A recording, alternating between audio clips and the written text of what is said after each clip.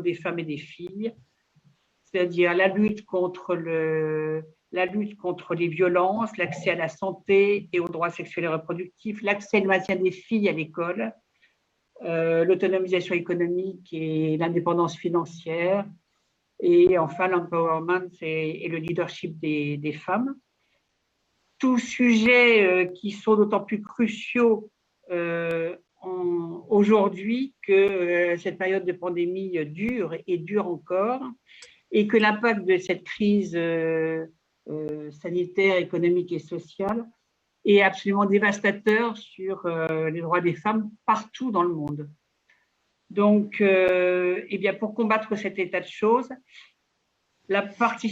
on parie effectivement que la participation des femmes aux instances de gouvernance est un outil puissant qui pourrait peut-être aider à, sinon combler le recul qui s'est manifesté là pendant la pandémie, en tout cas essayer de rattraper un petit peu du retard. Donc aujourd'hui, nous souhaitons nous interroger sur la parité comme levier pour permettre aux femmes d'accéder à la prise de décision. Pour l'appliquer, alors faut-il des quotas comme en France ou bien des politiques volontaristes comme en Suède? Donc on se posera cette première question sur un premier plan. Ensuite, comment ça se passe ailleurs, en Europe et encore plus au sud, en Afrique? Et comment les politiques publiques et leur mise en place peuvent-elles améliorer la participation des femmes aux instances de gouvernance?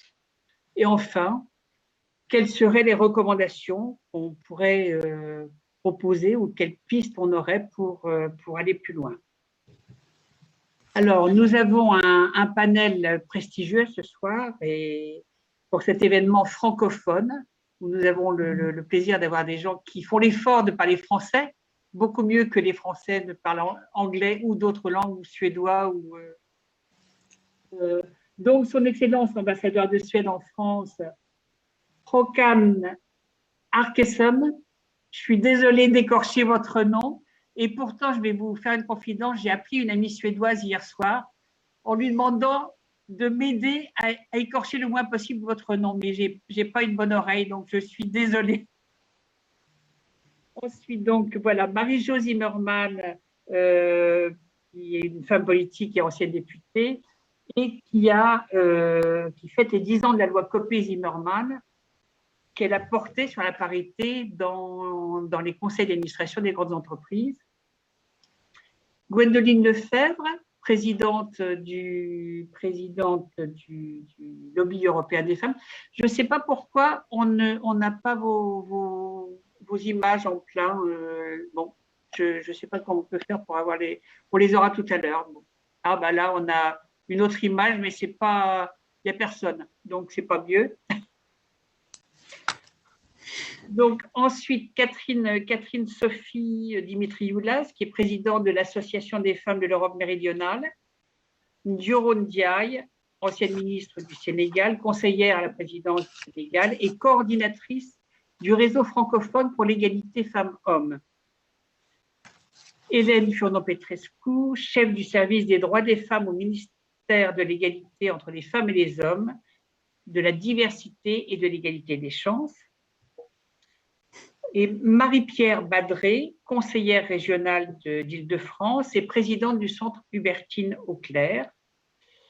Et last but not least, n'est-ce pas comme on dit en français, Brigitte Grésy, présidente du Haut Conseil à l'égalité entre les femmes et les hommes. Donc, sans plus attendre, je laisse la parole à Armelle Danet, qui est vice-présidente de l'association Elles aussi, qui travaille sur notamment la parité en politique, et qui est pilote de la commission parité politique et leadership de la CLÉ. Et elle a bien voulu, c'est elle qui va modérer cette rencontre. Donc, merci à toutes et à tous d'être là, panélistes et participants qui continuent à entrer voilà, dans la salle. Et Armelle, je te cède la parole. Oui, bonjour et bienvenue à tous et toutes. Alors, étant votre modératrice, je vais aussi être la maîtresse du temps. Ça veut dire que je vais peut-être être amenée à vous demander d'accélérer ou même de conclure. Voilà. Alors, nous allons commencer par les premiers panélistes sur donc deux cas concrets qui concernent deux pays qui ont des politiques différentes pour promouvoir la parité. Alors, d'abord la France qui a adopté des mesures contraignantes de quotas et la Suède qui, elle, est plutôt pour des mesures volontaristes. Alors, je passe d'abord la parole donc à Marie-Jo Zimmermann, donc femme politique française et ancienne députée. Et vous allez nous parler donc d'un exemple de loi française instaurant des quotas de femmes dans les conseils d'administration des entreprises, dont nous venons justement de fêter les 10 ans. Donc vous allez nous parler un petit peu de sa jeunesse, de ses succès et puis également de ses limites et quelle est la prochaine étape. Donc je vous passe la parole, vous avez 10 minutes.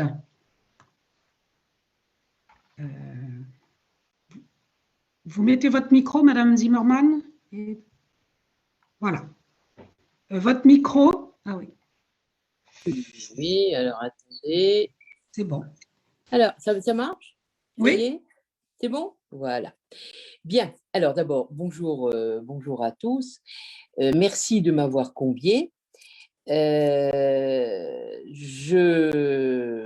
Vous m'avez effectivement présenté comme ancienne députée et aussi surtout ancienne présidente de la délégation aux droits des femmes, ce qui m'a permis, je dirais, d'œuvrer à la fois dans le domaine notamment des conseils d'administration, mais également sur l'ensemble des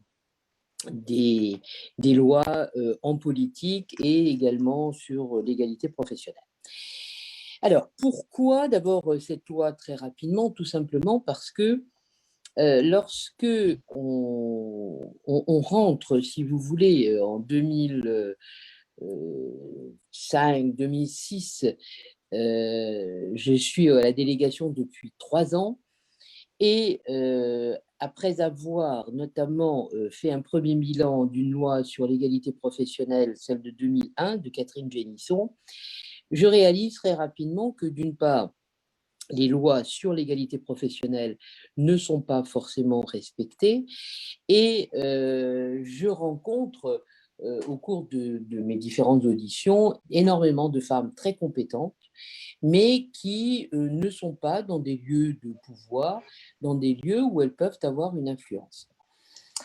Donc, à ce moment-là, je dirais que d'abord, dans un premier temps, en 2006, je fais rentrer dans la loi de Nicole Ameline, qui était ministre chargée du droit des femmes de l'époque, je fais rentrer dans la loi 20% de femmes dans les conseils d'administration, 20% de femmes dans les organisations syndicales et 20% de femmes sur les listes prud'homales.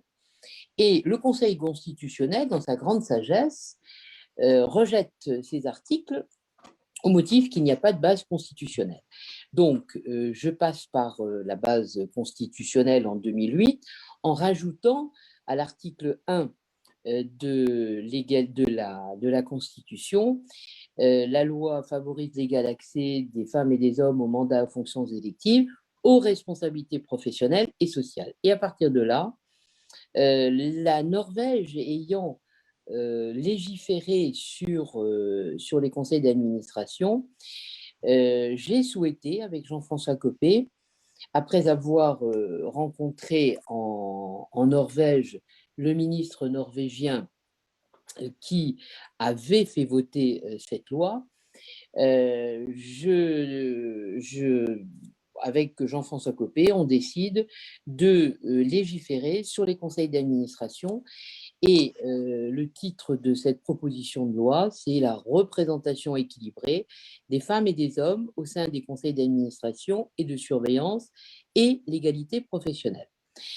Alors, c'était donc au minimum 40% d'un sexe dans les conseils d'administration.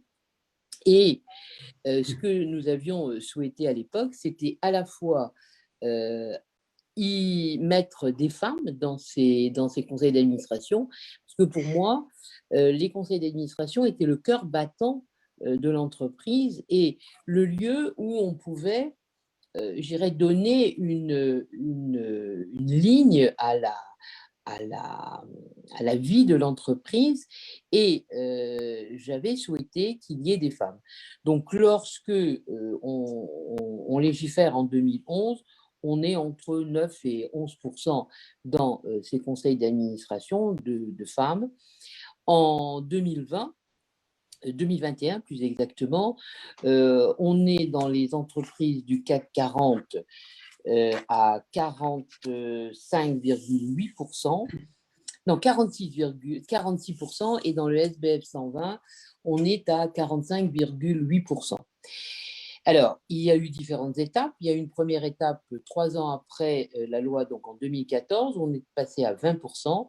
Et de 2014 à 2017, on est monté à 40%. Alors, il faut bien mettre en évidence le fait que cette loi impacte les entreprises du CAC 40, du SBF 120 et les entreprises qui ont plus de 500 salariés, 50 millions de chiffre d'affaires. Donc, dans ces lois, dans ces entreprises impactées par la loi Copé-Zimmermann, aujourd'hui, on a respecté la loi. Pourquoi? Ben, tout simplement parce que cette loi a été suivie, je dirais, de façon très, très, très précise. Et j'ai eu la chance d'avoir des femmes qui m'ont beaucoup aidée dans ce suivi de cette loi. Et notamment, une femme qui, dans les premières années, faisait des statistiques pratiquement hebdomadaires. C'était Floriane de Saint-Pierre. Et qui donnait les statistiques régulières et qui me permettait, moi, de réagir si on avait, je dirais, si on était loin du respect de la loi. Et bon, pour moi, effectivement, malheureusement, on a été obligé de légiférer parce que sans loi contraignante, je crois que aujourd'hui, on ne serait pas à 45 et 46%. Pourquoi? Tout simplement parce que les entreprises qui ont été impactées par les lois suivantes, notamment celle de 2014, des 250 salariés et 50 millions de chiffre d'affaires, aujourd'hui sont très loin des 40%. Et pourquoi? Parce qu'il n'y a pas eu de suivi, d'une part, et que, je dirais, il y a peut-être une volonté moins importante. Je voudrais reprendre une phrase qui m'a beaucoup marquée de Christine Lagarde, parce que je sais que tout à l'heure, celui qui va suivre, l'ambassadeur de Suède, va nous expliquer que, bon, en Suède, on n'a pas légiféré et on a également des femmes dans les conseils d'administration. Christine Lagarde, qui est quand même, qui a quand même beaucoup d'expérience dans ce domaine, a dit dernièrement, quand on légifère, on trouve des femmes, quand on ne légifère pas, on trouve des excuses. Et c'est exactement ce qui se produit lorsque, effectivement, nous n'avons pas des lois contraignantes pour imposer des femmes. En politique, c'est la même chose. Vous savez, en 2007, après avoir fait un constat, notamment dans les conseils régionaux qui avaient été élus en 2004, dans les conseils municipaux également, on avait, je crois, si mes souvenirs sont bons, 47% de femmes. Or, en 2004, 47% de femmes dans les régions et 30% pour l'exécutif. Donc, en 2007, j'ai passé, en janvier 2007, j'ai passé des amendements dans une loi sur les modes de scrutin, notamment sur les législatives. J'en ai profité pour passer là aussi une obligation de parité dans les exécutifs des conseils régionaux, dans les exécutifs des conseils municipaux de plus de 3500 habitants. Et je constate aujourd'hui que dans toutes les villes qui ont plus de 1000 habitants, les exécutifs sont strictement paritaires, les exécutifs régionaux sont strictement paritaires, les conseils départementaux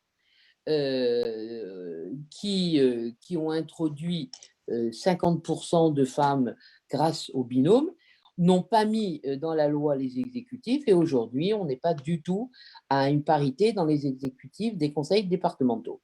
Donc, effectivement, en France, je crois que malheureusement, on est obligé de passer par la loi et par des pénalités également, si on veut imposer les femmes dans des lieux de pouvoir. La suite, moi, ce que j'ai déploré par contre dans l'application de la loi Copé-Zimmermann, c'est que autant au niveau des statistiques chiffrées, il n'y a pas de difficulté, autant sur la deuxième partie qui était l'égalité professionnelle, c'est-à-dire tous les ans un rapport de la politique d'égalité dans l'entreprise, malheureusement, cette partie-là de la loi n'a pas été respectée et ça a provoqué également, là aussi, à la fois des lois supplémentaires, mais je dirais aujourd'hui encore, quelque part, des recommandations très strictes sur le fait d'appliquer des lois sur la politique d'égalité dans les entreprises. Donc, je dirais que l'expérience de mes 20 ans de mandat parlementaire me font dire que s'il n'y a pas la volonté politique de le faire naturellement, il faut malheureusement passer par la loi. Voilà. Eh bien, je vous remercie. Vous avez bien respecté votre temps et vous avez montré en particulier qu'il est important de suivre justement l'application des lois pour pouvoir avoir des progrès. Je vais maintenant passer la parole à son Excellence l'ambassadeur de Suède. Alors, la Suède est un pays pionnier en termes d'égalité femmes-hommes et a eu une autre approche, pas des quotas contraignants, mais plutôt des mesures volontaires, des mesures volontaristes. Alors, comment s'y prend la Suède pour faire participer les femmes aux postes de décision à égalité avec les hommes? Et nous souhaitons également que vous nous parliez de la diplomatie féministe de la Suède, pour laquelle votre pays a été pionnier. Voilà, je vous passe la parole. Merci, madame, et bonsoir à toutes et à tous. Je vous remercie tout d'abord de m'avoir invité. Je suis ravi d'être parmi vous ce soir et à cette occasion importante sur la participation des femmes dans les instances de gouvernance. Je souhaiterais vous présenter tout d'abord le contexte historique, très brièvement, et la situation actuelle en Suède. Et ensuite, je décrirai comment la Suède a intégré la dimension de la représentation de femmes dans le cadre de notre politique étrangère féministe. Et vous donnerai aussi quelques exemples de nos résultats jusqu'ici.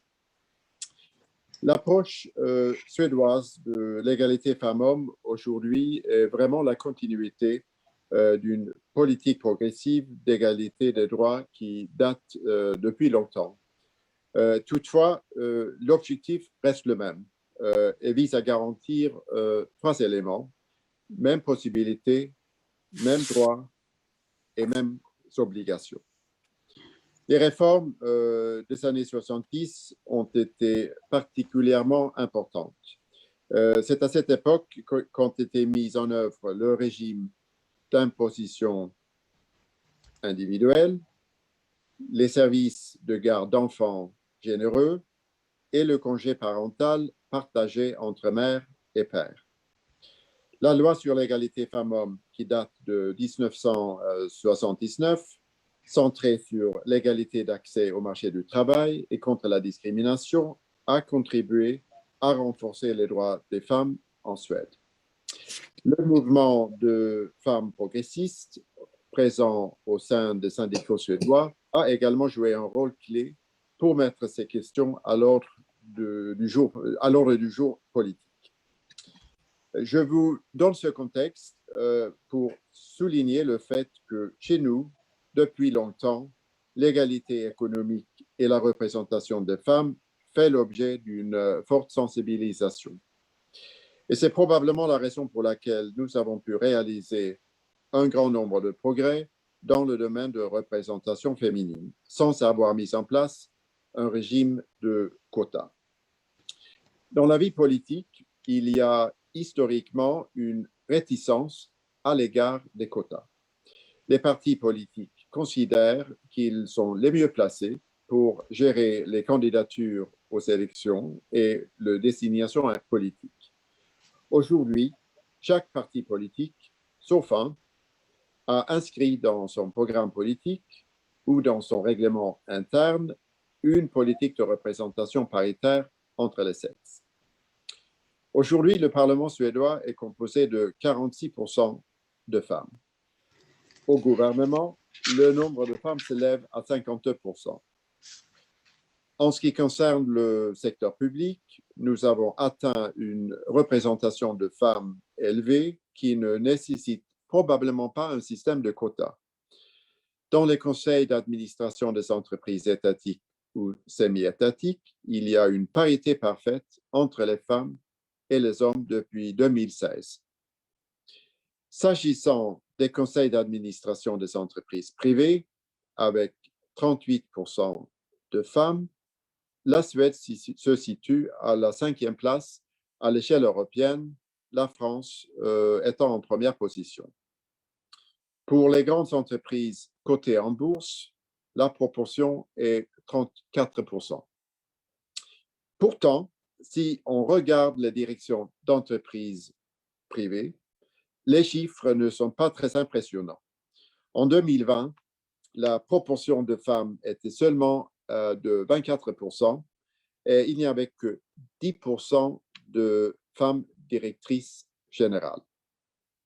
Voilà pourquoi le Premier ministre suédois a dit à plusieurs reprises qu'il était prêt à présenter un régime de quotas si la tendance vers l'objectif de 40% de femmes dans les conseils d'administration n'était pas satisfaisante. Pour l'instant, cependant, une majorité parlementaire est opposée à un tel régime. Alors, ensuite, pour ce qui est de la politique étrangère féministe. En 2014, la Suède était le premier pays au monde à lancer une telle politique. La décision reposait sur une logique simple. Des femmes et des filles continuent d'être exclues et discriminées dans toutes les sphères de la société. Les principes fondamentaux de cette politique sont guidés par 3 R: Rights, Representation et Resources. Droit, représentativité et ressources économiques. En ce qui concerne le principe de la représentativité, notre politique est très claire. Aucune décision ne doit être prise concernant les femmes sans leur participation, dans le Parlement, dans les conseils d'administration ou dans le système judiciaire. Si vous me le permettez, je vous donne quelques exemples de résultats de notre travail au niveau des ambassades suédoises à l'étranger. En Somalie, la Suède a joué un rôle clé dans la participation des femmes au processus électoral et au Parlement somalien grâce à une coopération étroite avec de nombreux acteurs, par le dialogue, la coopération au développement et par la diplomatie publique. On estime que cette initiative a contribué à l'augmentation substantielle du nombre de femmes parlementaires après l'élection en 2016, lorsque les femmes ont obtenu 24% des sièges, ce qui correspondait à une augmentation de 70% par rapport aux élections précédentes. En Moldavie, le soutien suédois au programme des femmes en politique a contribué à la mise en œuvre d'une loi imposant au moins 40% de femmes à occuper des postes éligibles sur les listes des partis pour les élections parlementaires. En Arabie saoudite, la Suède a mis en place un programme de leadership pour les femmes leaders et entrepreneurs. Et au cours de notre mandat de membre non permanent du Conseil de sécurité de l'ONU en 2017 et 2018, la Suède a systématiquement encouragé l'intégration et la promotion d'une perspective de genre dans tous les contextes géographiques et thématiques et dans les discussions sur les résolutions et les déclarations. Et cela nous a donné l'occasion d'établir une méthode de travail plus intégrée en ce qui concerne l'agenda femmes, paix et sécurité et de mettre en relief les questions de violences sexuelles et sexistes et la participation des femmes au processus de paix. Pourtant, il ne suffit pas de seulement promouvoir l'égalité hommes-femmes dans notre politique vis-à-vis d'autres pays ou au sein des organisations internationales. Il est aussi important de le faire dans notre propre administration. J'ai moi-même un peu d'expérience dans ce domaine, car à mon dernier poste au ministère à Stockholm, j'étais le directeur général de l'administration. Et j'avais pris mes fonctions juste après l'introduction de la politique étrangère féministe.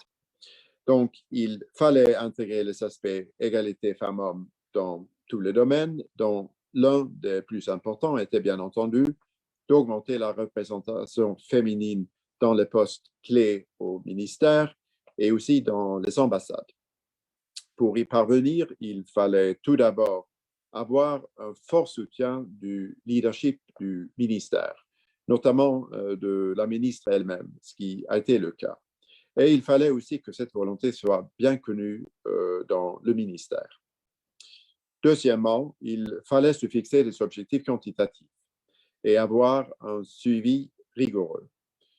Il faut d'ailleurs toujours, je pense, se fixer des objectifs quantitatifs quand on travaille pour l'égalité entre les femmes et les hommes. Sinon, on n'y arrive pas. Et je pense que vous avez tous la même expérience.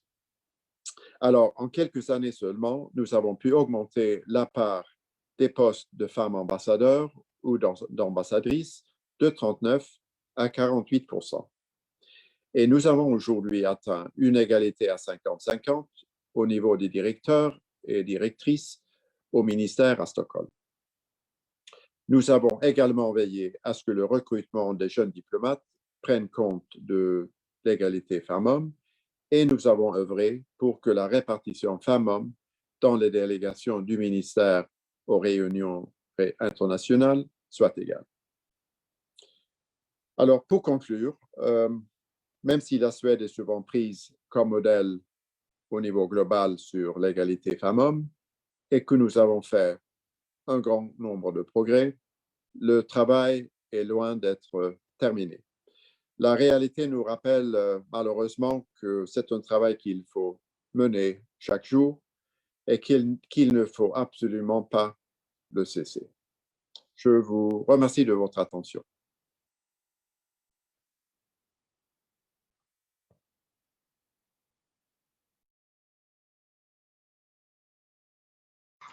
Oui, excusez-moi, mon micro était éteint. Bon, ben, je vous remercie beaucoup pour ces nombreux exemples concrets de réussite à la fois en Suède et dans la diplomatie féministe.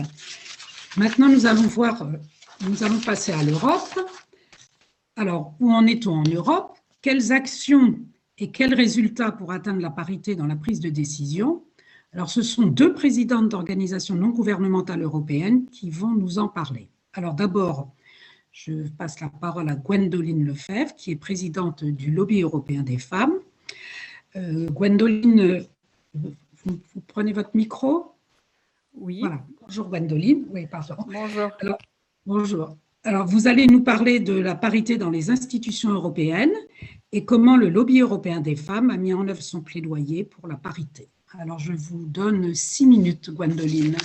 Merci. Bonsoir ou bonjour à toutes et à tous. Et merci de votre invitation. Alors, avant de vous parler de la situation dans l'Union européenne, je voulais dire quelques mots sur le Lobby européen des femmes, qui a été créé en 1990 et qui regroupe plus de 2000 organisations de femmes en Europe, notamment bien sûr la coordination française pour le Lobby européen des femmes et ses membres, donc des membres dans 26 pays de l'Union européenne, ainsi que dans 3 pays candidats à l'accession à l'Union européenne, et la Grande-Bretagne, l'Islande. Et puis, nous avons aussi 17 organisations qui sont pan-européennes. Voilà pour vous présenter rapidement notre organisation. Alors, la situation au sein de l'Union européenne est, je dois dire, d'un point de vue politique, en progrès. Pour la première fois, nous avons une femme présidente de la Commission européenne, Ursula von der Leyen. C'est quand même un événement. Et puis, nous avons aussi le collège de commissaires européens, le plus presque égalitaire, j'ai envie de vous dire, puisqu'il y a 12 femmes commissaires européennes et 14 hommes, ce qui est quand même le meilleur résultat que nous ayons jamais eu au niveau de l'Union européenne. Nous avons également, et c'est une nouveauté, une commissaire à l'égalité, Madame Helena Dalli, et qui a dans son portefeuille une grande place pour l'égalité entre les femmes et les hommes, pas uniquement, mais qui travaille beaucoup sur ces sujets-là.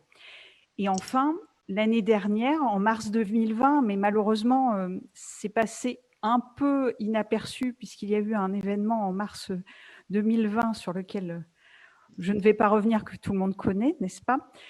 Et donc, en mars 2020, la Commission européenne a présenté sa stratégie pour l'égalité entre les femmes et les hommes dans l'Union européenne, ce qui est aussi un changement puisque dans la précédente mandature, il n'y avait pas de stratégie. On peut aussi revenir sur le fait que depuis 2019, les dernières élections, plus de 40% des députés européens sont des femmes. Alors ça a un petit peu évolué avec le départ de la délégation britannique, mais c'est en tout cas en hausse par rapport aux élections précédentes. Il y a 14 pays dont les délégations de députés européens ou députés européennes ont plus de 40% de femmes. Il n'y a plus qu'un seul pays, Chypre, qui n'a pas de femmes parmi ces députés européens. Alors, comme je vous disais, il y a des progrès, mais la parité n'est pas encore atteinte. Elle est d'autant moins si on regarde les parlements nationaux, à l'exception notable de la Suède, bien entendu, mais aussi les personnes à la tête des États membres qui sont majoritairement encore des hommes. Et puis, la parité ne fait pas tout. Je voudrais revenir quelques instants quand même sur la crise liée au Covid-19, où, on le sait toutes et tous, les femmes sont en première ligne par leur activité professionnelle. Je pense notamment aux femmes travaillant dans les hôpitaux, dans la grande distribution, dans l'aide à la personne. Elles sont aussi très impactées, plus impactées que les hommes par les conséquences de la crise économique. Mais en revanche, on voit assez peu de femmes, voire pas de femmes du tout, dans les lieux où les décisions liées à cette crise sont prises. Et on constate bien, quand on voit les décisions qui sont prises, que le fait que les femmes en soient partiellement exclues a des conséquences sur ces prises de décision, puisque les décisions qui ne sont prises souvent ne prennent pas en compte correctement l'impact, par exemple, de la crise du Covid sur la vie des femmes et des filles. Et là, on parle d'un enjeu, c'est un enjeu de démocratie, de justice dont on parle, puisque à travers cet exemple, mais je pourrais en citer des tas d'autres, on constate que la moitié de la population, là en l'occurrence la moitié de la population de l'Union européenne, n'est pas représentée à sa juste valeur et à la hauteur où elle devrait l'être dans toute sa diversité au sein des instances de décision. Alors au-delà des chiffres, nous ce que nous demandons et ce sur quoi nous travaillons et que nous appelons de nos voeux, c'est ce que l'on appelle la démocratie paritaire. Alors, la démocratie paritaire, il s'agit d'un changement en fait de paradigme démocratique, puisque cela nécessite de mettre en place des mesures nombreuses qui permettront de détruire les barrières structurelles et culturelles qui empêchent les femmes de participer pleinement à la prise de décision à tous les niveaux. Alors pour cela, il faut que les États, notamment les États membres de l'Union européenne, puisque c'est de là dont je vous parle, prennent des mesures à la fois législatives et non législatives. Et je voudrais vous en citer quelques-unes. revenir sur la nécessité d'introduire des quotas obligatoires aux élections et à toutes les élections, et que ces quotas soient assortis de sanctions et de sanctions importantes. Hein, Madame Zimmermann l'évoquait tout à l'heure. En France, on a bien vu que quand les sanctions n'étaient pas à la hauteur, eh bien, certains partis préféraient payer, par exemple, des pénalités plutôt qu'appliquer les quotas. Un autre sujet sur lequel l'Union européenne devrait, à notre avis, travailler, c'est de remettre sur la table, si je peux m'exprimer ainsi, le sujet de la directive européenne sur les femmes dans les conseils d'administration. Alors, je ne vais pas reprendre ce que disait Madame Zimmermann sur la loi qui porte son nom en France, mais nous aurions bien besoin de quelque chose d'équivalent au niveau européen par le biais d'une directive qui a commencé à être discutée et puis qui a été un peu mise aux oubliettes, et on espère que ça ne sera bientôt plus le cas. Nous espérons aussi que dans la prochaine conférence sur le futur de l'Europe, qui est prévue dans l'Union européenne, on prendra bien en compte la dimension de l'égalité femmes-hommes, et puis des mesures aussi qui sont fondamentales, et je pense que d'autres personnes reviendront là-dessus par la suite. Pour que les femmes puissent pleinement participer aux décisions, il faut qu'elles soient dans des lieux où les violences dont elles peuvent être la cible soient combattues. Et donc des mesures pour lutter contre les violences dans les lieux de décision, dans tous les lieux de décision, sont importantes. Et enfin, et je vais en terminer par là, il est très important que les États, et notamment les États membres de l'Union européenne, tout comme l'Union européenne, incluent les organisations de femmes, la société civile qui travaille sur l'égalité entre les femmes et les hommes pour promouvoir les droits des femmes et des filles.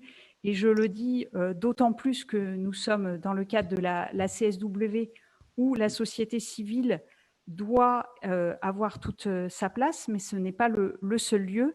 Il est donc important qu'on fasse entrer de manière beaucoup plus importante cette société civile, et notamment les organisations qui travaillent sur l'égalité femmes-hommes dans les lieux et les processus de décision.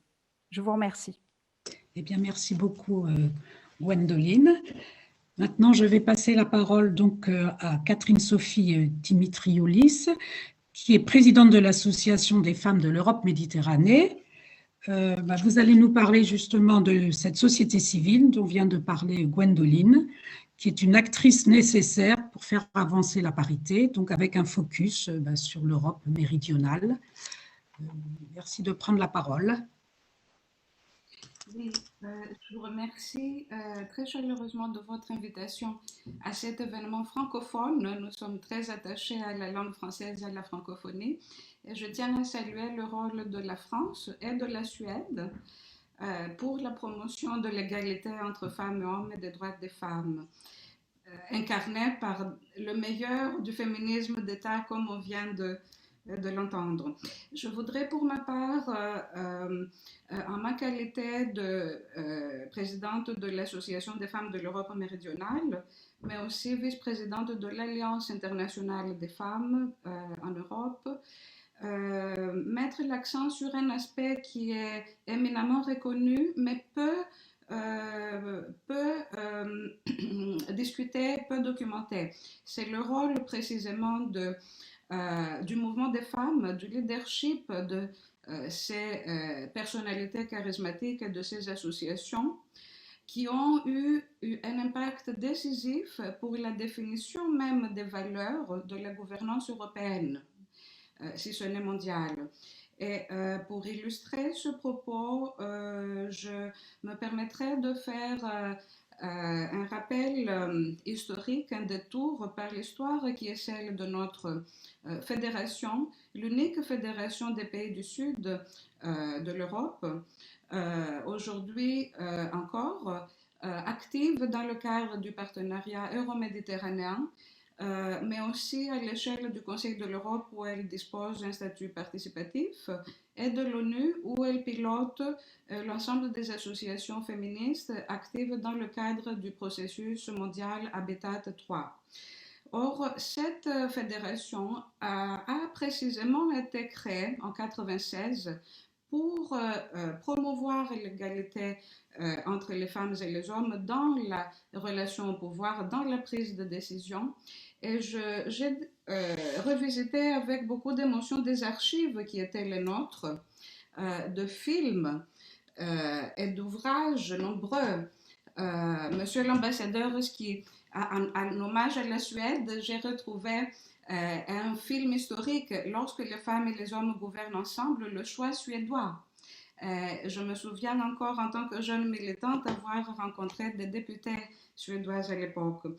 Or, les éminentes personnalités qui ont créé cette association, en premier lieu Marcel Devaux, Micheline Galabert, Jacqueline Nonon, des doyennes qui sont à l'origine de nos associations féministes en France, mais aussi des personnalités d'autres pays, ont eu cette vision, cette conviction inébranlable. Une fois dans le droit européen international, elles ont fait en sorte que d'abord dans nos lois, à l'époque la loi sur la parité en France, mais aussi la Constitution hellénique en 2021, il y a eu cette inscription de la parité et des mesures positives qui étaient décisives. Si bien qu'aujourd'hui en Grèce, par exemple, on a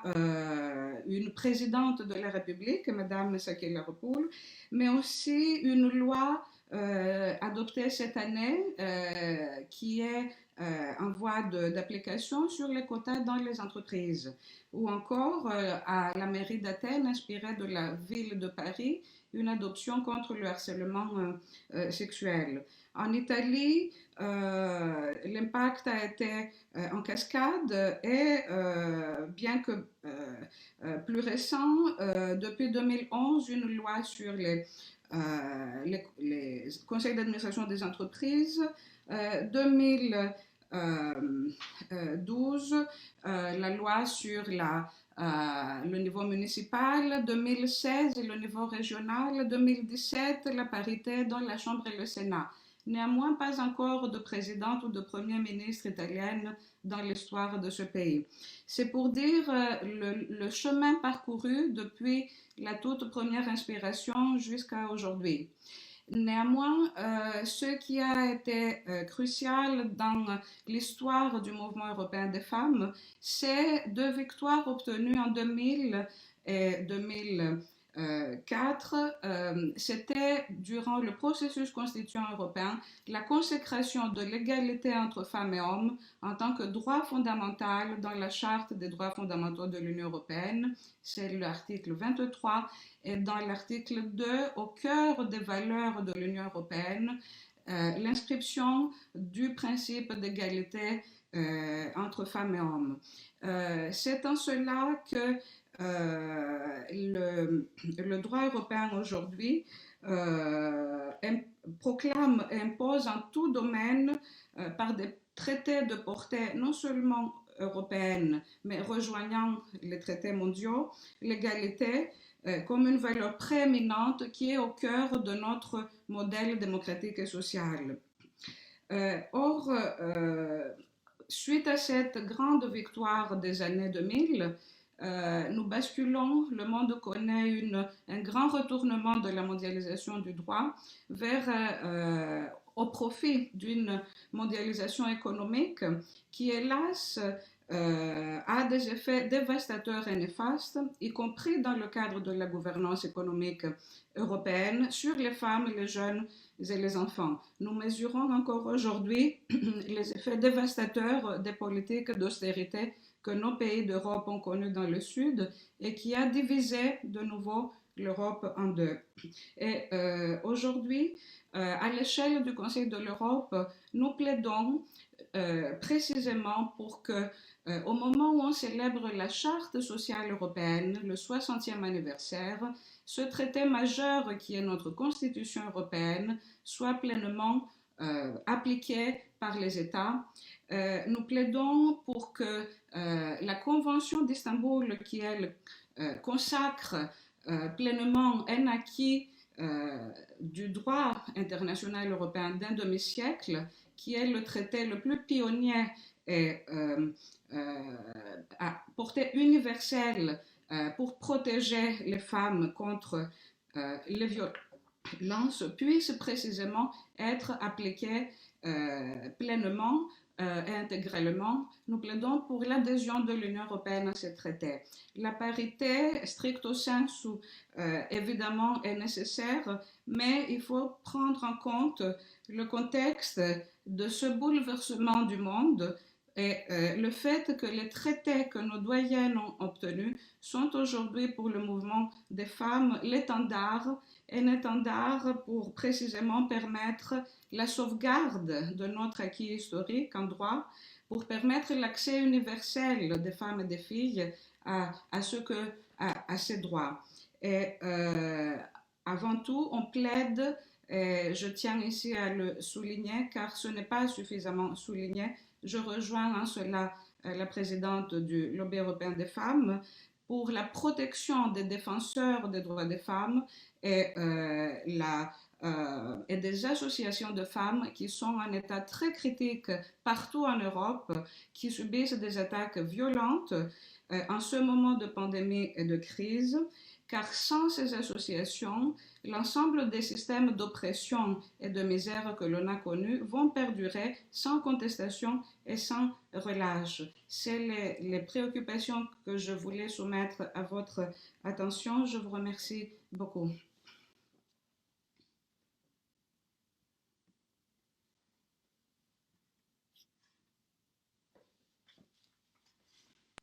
Micro, Armelle.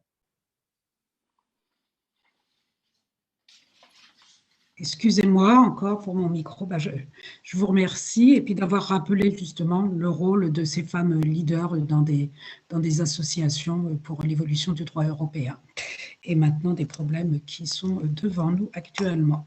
Je vais donc passer la parole. On va maintenant changer de continent et donc nous allons passer la parole à Madame Duro Ndiaye, qui est conseillère à la présidence du Sénégal, coordinatrice du réseau francophone pour l'égalité femmes-hommes et ancienne ministre au Sénégal.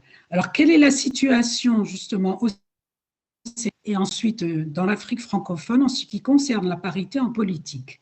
Et quelles sont les mesures qui ont été prises? Quelles sont les avancées, éventuellement les obstacles et les leviers? Voilà, je vous passe la parole. Vous avez 10 minutes. Oui, merci beaucoup.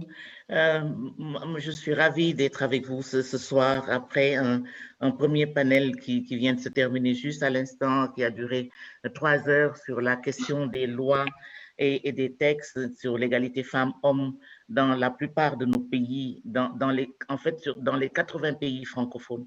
Nous venons de lancer une plateforme virtuelle interactive sur le net en coopération avec l'OIF et certaines organisations et réseaux de femmes travaillant dans l'égalité femmes-hommes pour que les institutions, d'abord les gouvernements, mais également les institutions, la société civile, les institutions régionales et internationales s'approprient de cette plateforme pour pouvoir faire le monitoring et l'évaluation et le suivi des avancées que les pays font en termes de loi, de prise de loi ou en termes d'actes de toute nature qui feraient avancer la problématique égalité femmes-hommes.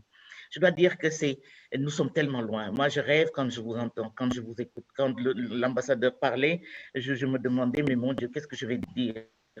Et pour l'Europe aussi, c'est pareil avec Gwendoline, parce que nous sommes dans deux mondes tellement différents et culturellement différents. Et Nous ne marchons pas à la même vitesse, il faut le dire. Moi, je suis à la tête du réseau francophone pour l'égalité femmes-hommes, pour l'ensemble des gouvernements de la francophonie, mais ayant été ministre dans mon département, pas conseillère à la présidence de la République, parce que je n'ai pas apporté de valeur ajoutée dans ce secteur-là en tant que conseillère à la présidence de la République.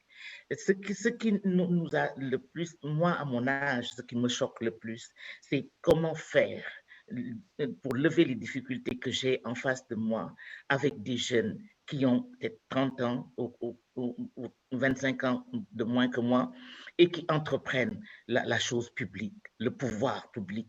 Comment ces femmes, et ces jeunes garçons et ces jeunes filles vont pouvoir compétir et arriver à des positions de décision, participer à la gouvernance de nos pays en dehors de soit le gouvernement, soit le Parlement. Parce que actuellement, en Afrique, c'est là où nous en sommes.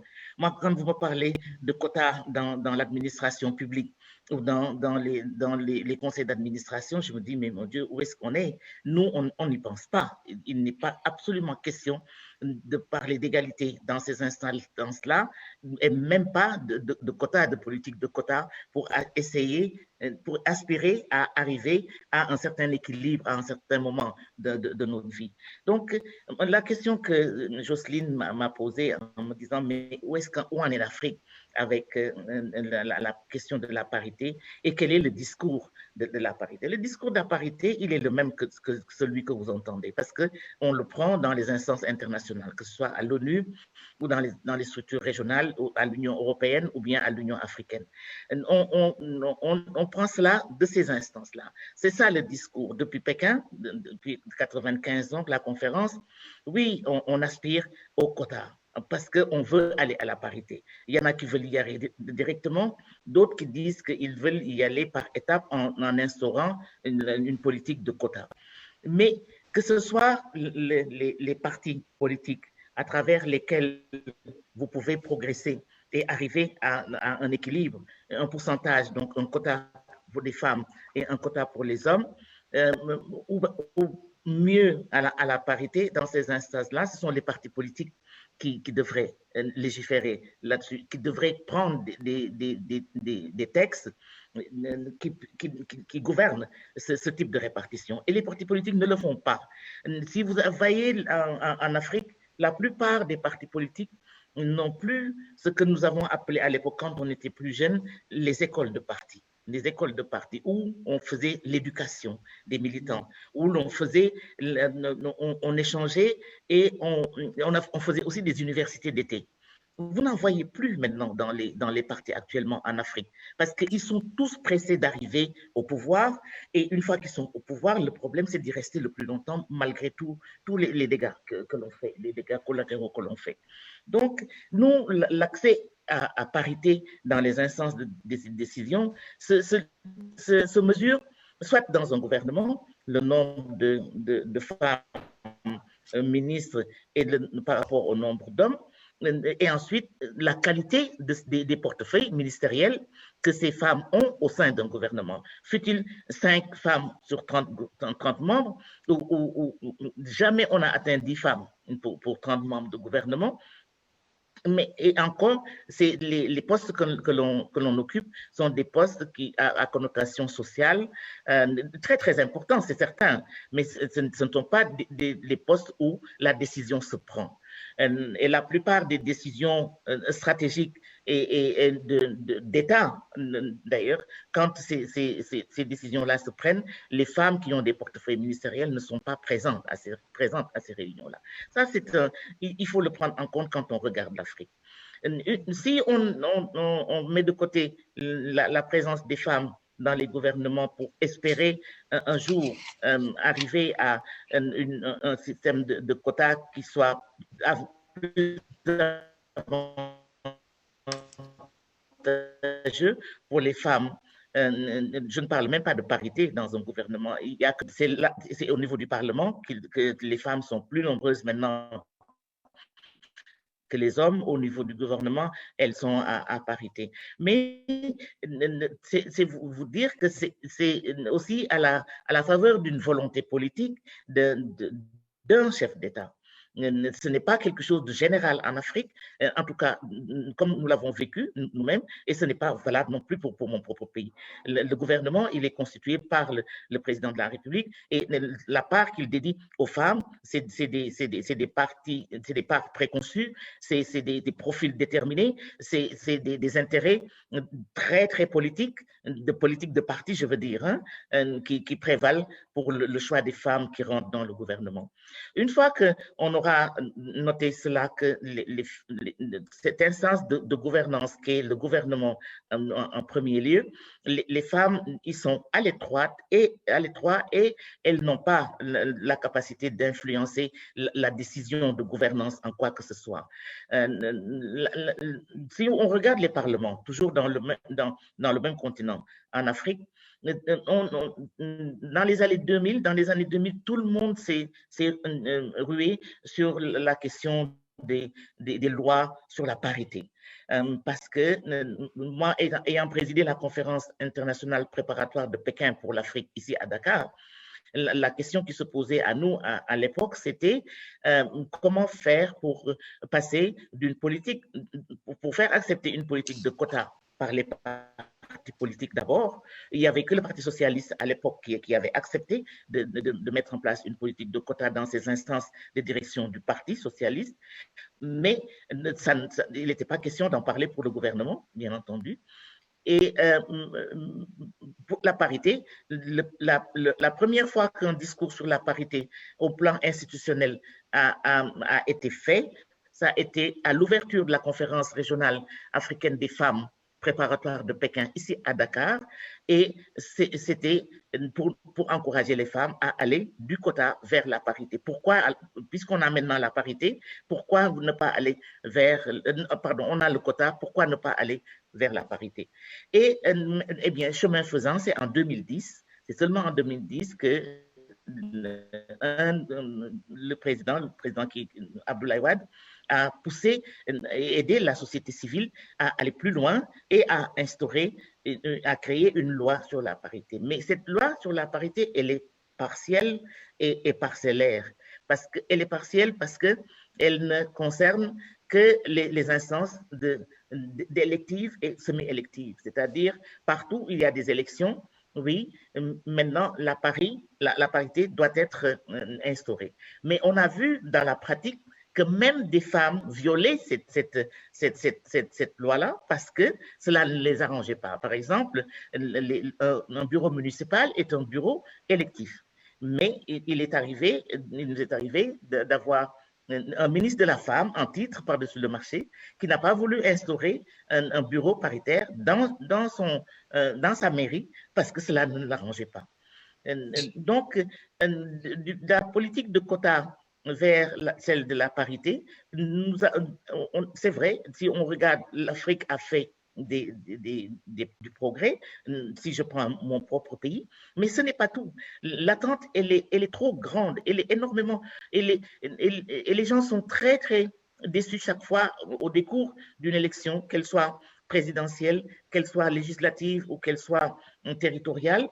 Les femmes sont toujours déçues par le nombre de femmes qui sortent, dont la cohorte sort du processus, parce que à la fin du jour, on récolte très, très peu par rapport aux efforts qui ont été consentis dès le début du processus.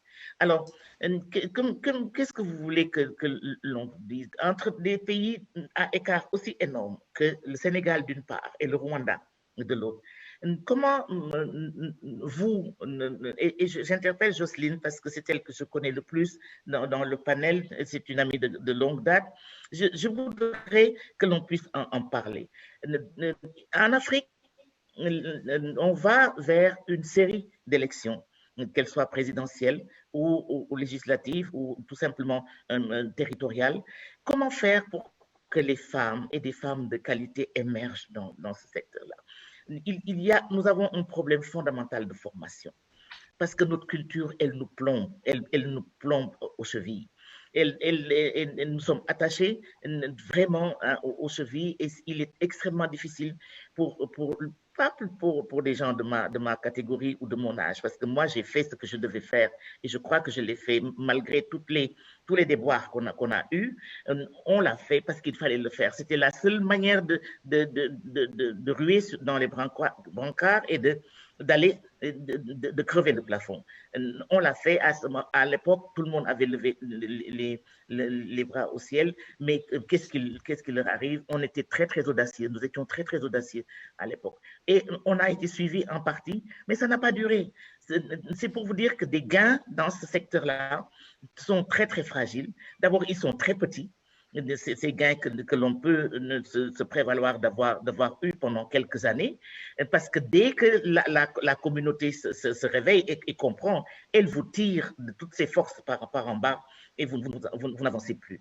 Il y a et moi j'aurais souhaité qu'on ait la possibilité de discuter entre vous, le Nord, et nous, le Sud, que vous choisissiez d'autres. Il y a des femmes de très grande qualité dans le Sud qui ont aussi réussi à faire valoir ce à quoi elles croient. Si on veut faire un développement, si on veut de la démocratie, parce que nous avons été à l'école, nous avons voyagé, nous avons appris comment les autres vivent, nous avons apprécié la qualité de la vie ailleurs que chez nous.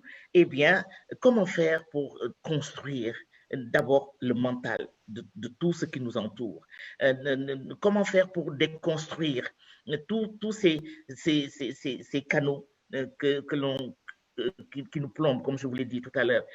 Moi, avec l'âge venant, je supporte de moins en moins ce genre de situation. Et parce que je ne vois pas le bout.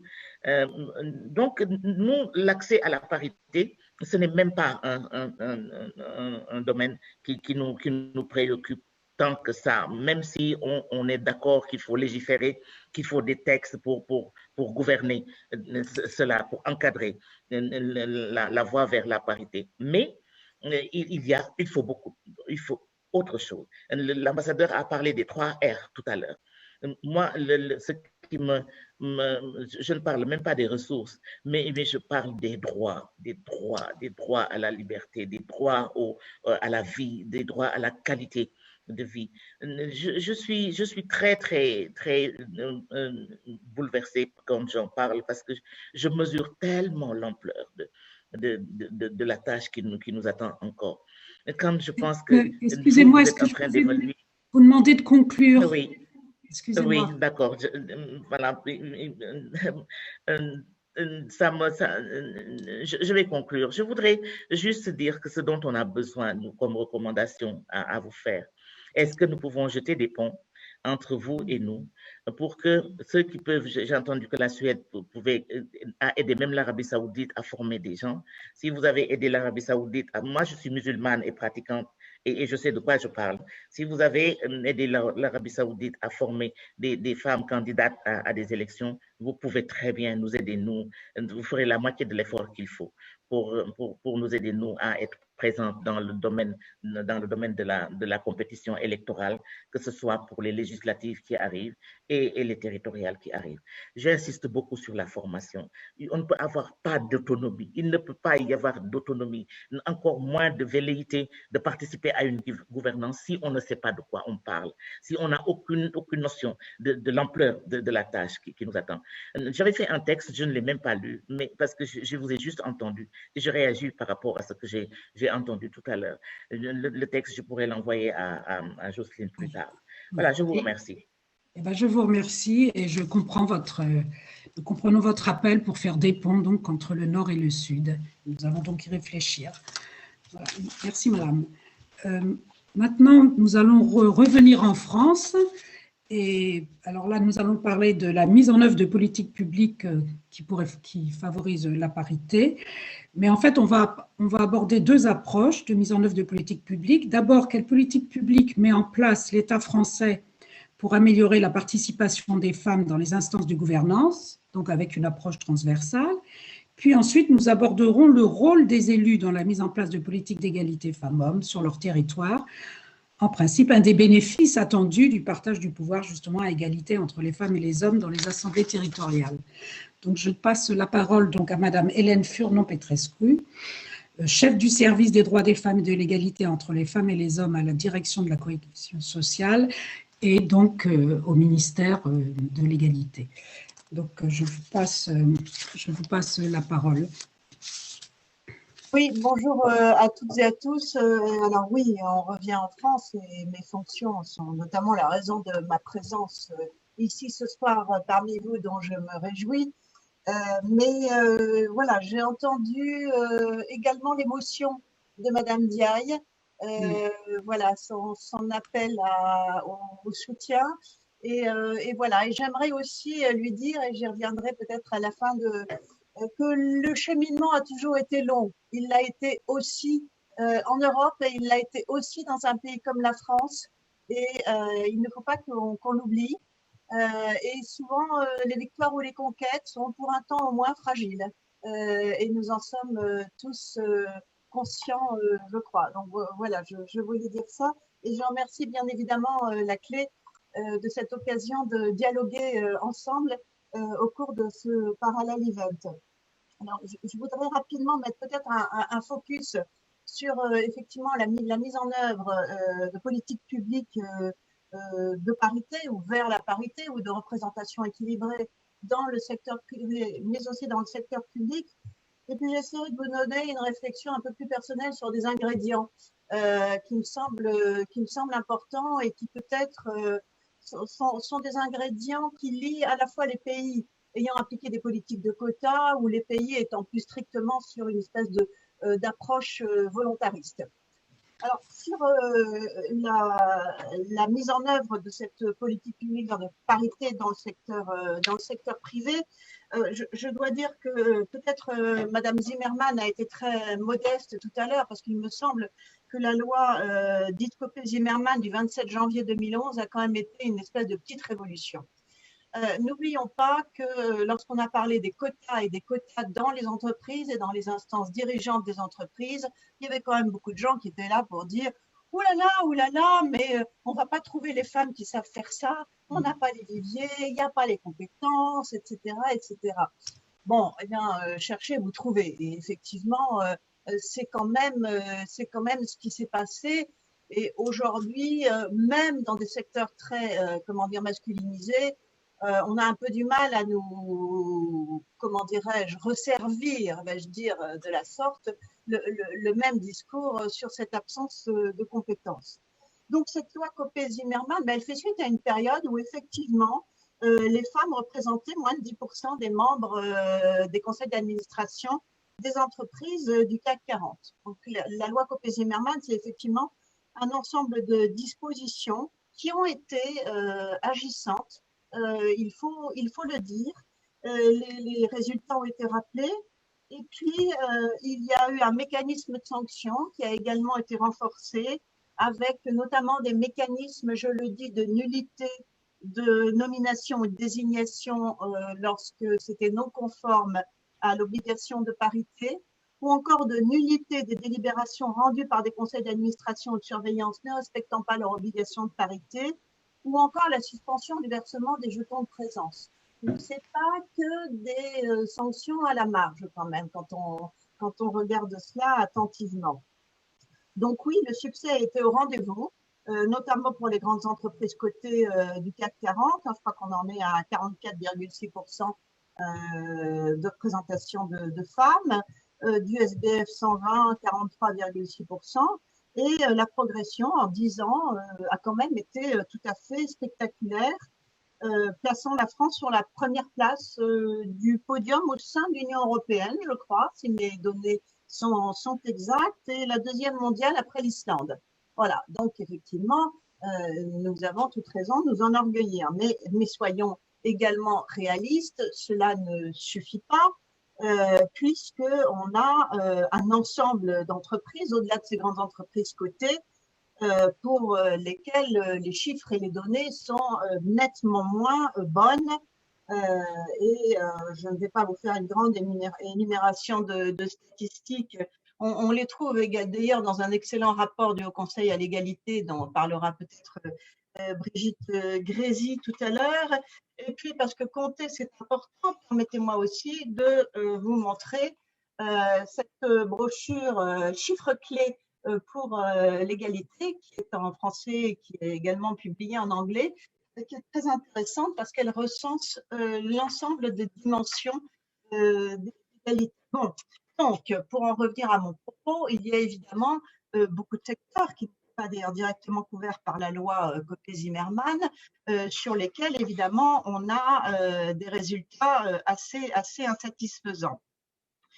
À l'occasion de la loi Copé-Zimmermann, et parce que l'égalité entre les femmes et les hommes est la grande cause du quinquennat, que ça a été voulu par le président de la République Emmanuel Macron, il y a eu beaucoup de discussions, beaucoup de débats pour comment effectivement passer à nouveau un cap, comment avancer. Donc nous sommes en plein dans une étape importante de ces discussions, à l'issue notamment des débats 10 ans de la loi Copé-Zimmermann, et une proposition de loi, je crois, était déposée le 8 mars 2021, mais on avait un problème sur le site de l'Assemblée nationale, donc je n'ai pas pu vérifier que ça en était aujourd'hui comme je le voulais, qui vise à parachever l'émancipation économique des femmes à travers une approche globale déclinée en 3 axes: formation, gouvernance des entreprises et égalité économique et professionnelle, avec des sanctions qui pourraient notamment prendre la forme d'amendes pouvant aller jusqu'à 1% de la masse salariale. Donc là, on est en plein dans la réflexion vers une nouvelle étape. Le secteur public, c'est évidemment important. En France, le secteur public représente tout de même 20% de l'emploi en France. Et dans le secteur public, nous devons, si je peux le dire comme ça, d'être exemplaires. En matière d'égalité professionnelle. Alors, c'est vrai que les 3 versants de la fonction publique comptent 62% des femmes parmi leurs agents. Et en fait, la présence des femmes, et Madame Diaye, vous voyez, vos propos, encore une fois, font écho parce que, bien évidemment, un ministère chargé des affaires sociales est plus féminisé qu'un ministère de l'Intérieur. Enfin, ceci ne nous surprendra évidemment pas. Mais ce qui me semble effectivement important, c'est tout ce qui est fait effectivement pour qu'il n'y ait pas de plafond de verre. Et puis, évidemment, la fonction publique d'État, la fonction publique territoriale et la fonction publique hospitalière, avec quand même 78% de femmes dans la fonction publique hospitalière. Donc, beaucoup de premières étapes avaient été franchies et la loi de transformation de la fonction publique du 6 août 2019 a prévu des dispositifs concrets pour améliorer le quotidien. Elle renforce les acquis d'une loi dite loi Sauvadet du 12 mars 2012 qui prévoyait la mise en place progressive de l'obligation de nomination équilibrée. Alors en flux, pour les spécialistes, ça a une certaine importance, je ne l'ignore pas, dans les emplois de direction et les emplois à la décision du gouvernement, y compris dans les collectivités territoriales de plus de 80 000 habitants. Et il y a des pénalités financières qui ont été appliquées, je tiens à le dire, et il y a également la réalisation d'un rapport annuel sur l'égalité dans la fonction publique, de jurys de concours équilibrés, nomination de personnalités qualifiées équilibrées dans les CA des établissements, etc. Donc, il y a beaucoup de dispositions qui ont été mises en place et la loi de transformation de la fonction publique donc, renforce ces dispositions. Les administrations, les établissements publics, les collectivités territoriales de plus de 20 000 habitants doivent élaborer un plan d'action égalité avec 4 axes, et je n'entrerai pas davantage dans le détail parce que le temps passe: écart de salaire, parcours professionnel, articulation vie professionnelle, personnelle et violence, et avec un système de pénalité. Nous avons donc un arsenal de dispositions qui va nous permettre de progresser encore dans la représentation équilibrée, dans l'accès des femmes aux emplois de direction et également dans la conciliation des temps de vie, qui, je le rappelle, est un bénéfice pour les femmes, mais pas que pour les femmes, hein, c'est une évidence totale. Alors, je voulais en venir un petit peu aux conditions, parce qu'on tourne toujours un petit peu autour de ça. Comment est-ce qu'on fait pour progresser effectivement dans la parité et la représentation équilibrée?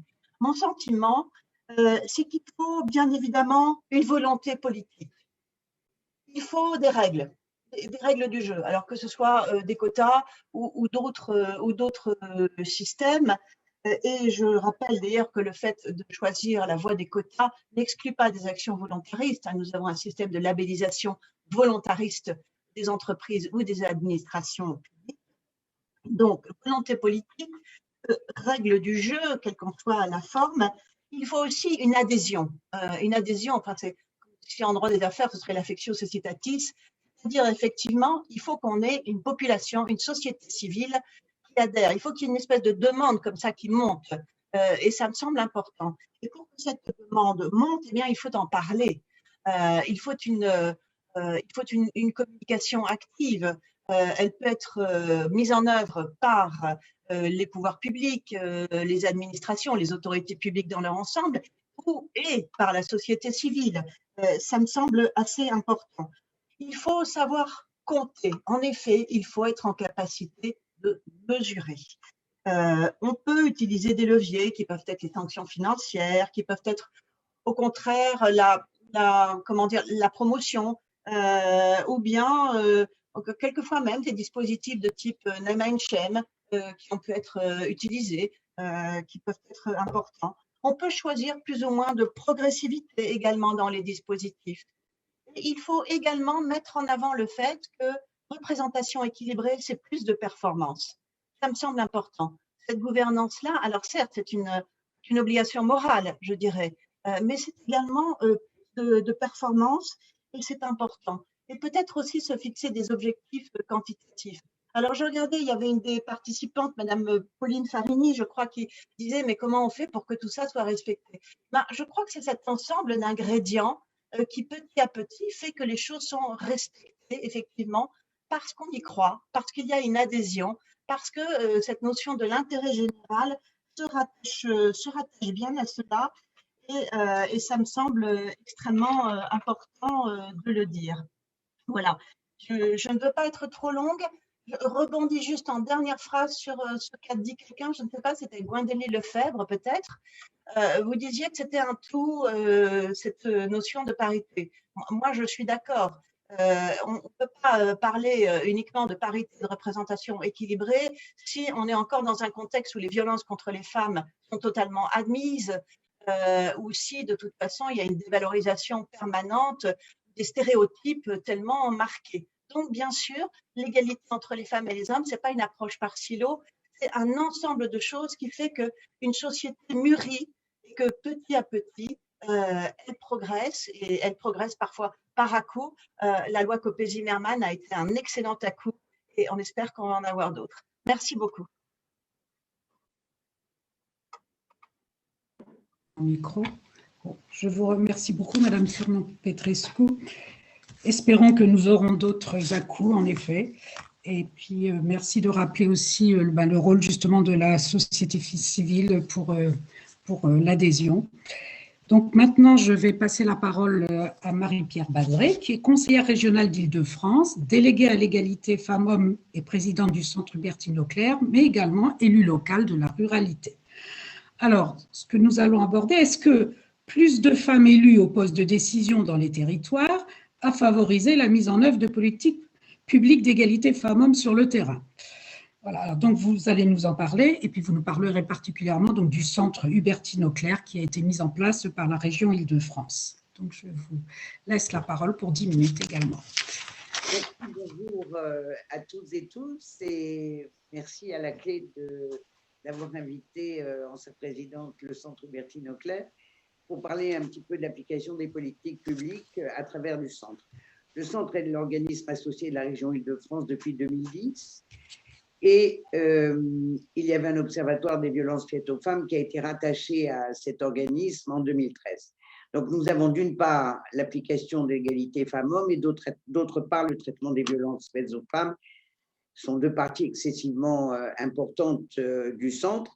Et ce soir, nous parlerons de l'égalité femmes-hommes appliquée dans les collectivités locales. Quand j'ai pris la présidence du centre en début 2016, il y avait bien sûr 110 ou 115 associations qui adhéraient, très peu de collectivités locales pour des raisons statutaires d'une part, d'autre part parce que peu de communes connaissaient ce centre et surtout comment ce centre pouvait les aider.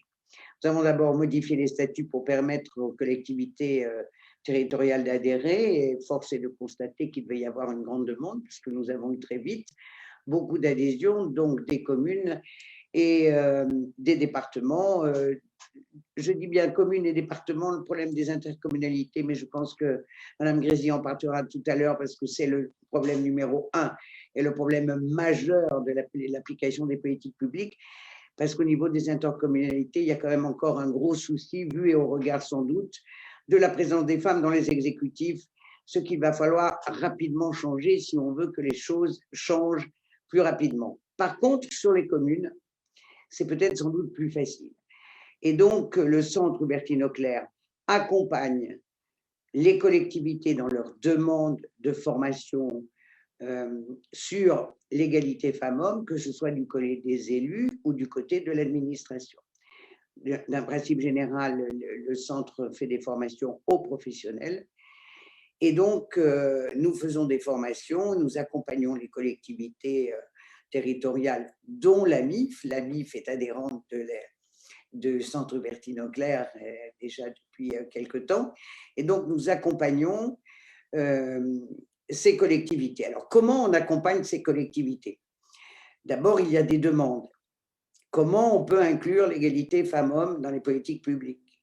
Je vous rappelle qu'on va parler financement, gros sous, parce qu'après tout, une commune, elle a un budget, et qu'on a, depuis très longtemps, parlé du budgeting gender, que moi je n'appelle maintenant budget intégrant l'égalité, parce qu'à l'époque, quand il est sorti, ce mot-là est sorti, rappelez-vous, ça a fait une terrible histoire, enfin encore des histoires de stéréotypes, etc., etc.